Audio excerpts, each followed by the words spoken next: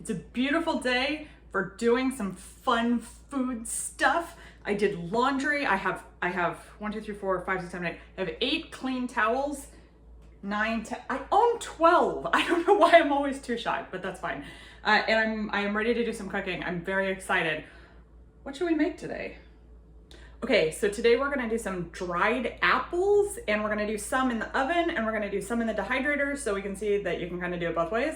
And if you don't have a dehydrator, it's like no big deal because you can just do them in the oven. We're using B apples from Neighborhood Gleaning. So you'll see they're not quite as pretty as what you would anticipate buying at the store. You know, oh, it looks kind of, but it's fine because, you know, you're going to cut it up and use it. And some of them are, oh, yeah, it's kind of, oh, yeah. So B apples. But we're going to make some yummy, yummy food out of them in the dehydrator in the oven. So this is fun times. We're gonna be using the oven today. So I thought I would just, you know, open it up and see what's going already. Oh, yummy pine cones for dinner. No, not really, that's a different project. They were all wet, we had to dry them out. So what happened was I started slicing these nice thin apple slices to make dried apples. And the little one, she says to me, core the apple, Mom. And I said, I don't have an apple corer. So she suggests to me that I'm gonna have on video the moment when you slice your hand. You don't know what that means. I don't know. You're true about that, of course.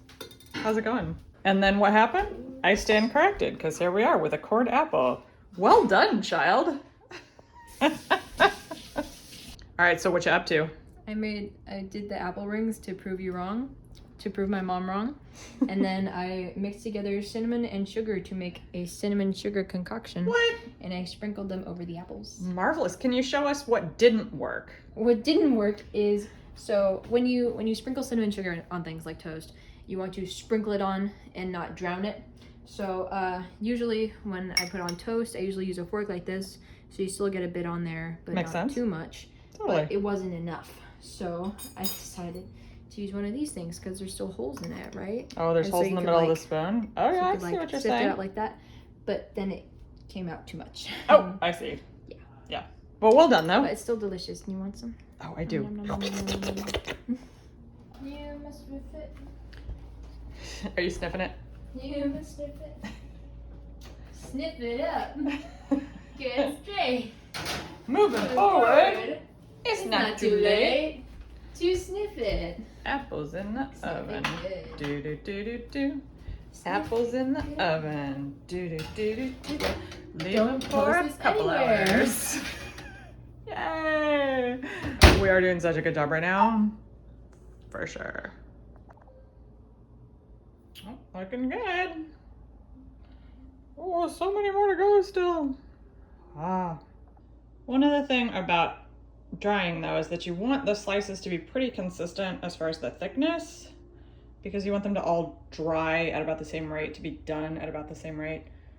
These are not perfect, but we're getting there. I want to say something too as I'm looking at some of the yucky chunks that are in here.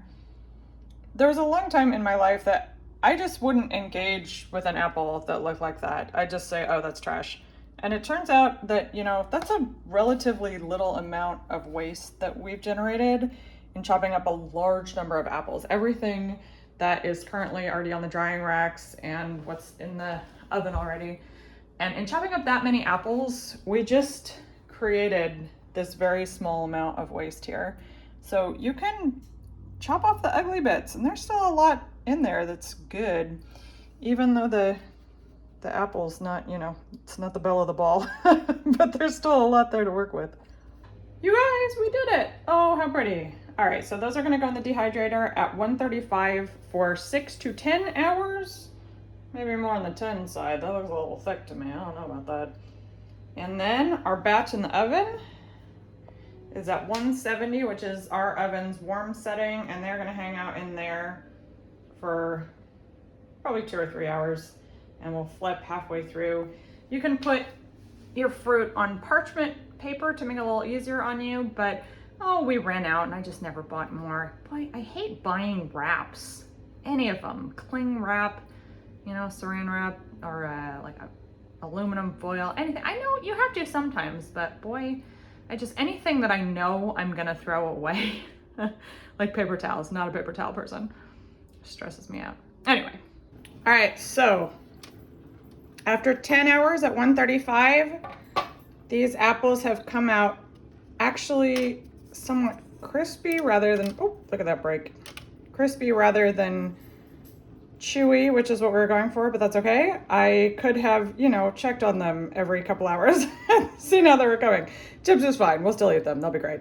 By contrast, I left the oven going for about 3 hours, and what's in here, I left the oven going for about 3 hours, and what's in here, these guys are still just super duper wet, so those are gonna need some more time, and that's fine. I had a moment where I thought I would take the rest of the apples and do another run of dehydrating them, but some of them were just sad looking and I was having to cut big old chunks out of them. And so I thought, oh, look at that. So I thought instead that maybe I would just go ahead and turn the rest into a batch of applesauce. So yay, oh, that sounds like fun. Okay, this is awesome. This is the applesauce that we made here. Just simmered it down in the pot, used the immersion blender, which I put off for years buying an immersion blender, but I'm really glad I did. They're, you know, 10 cents on Amazon. That's not true.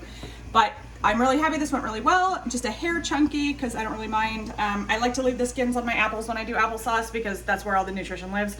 So fine, whatever. And we had just under 3 pounds of apples left over from all of our other exploits today. So this is gonna make about a quart.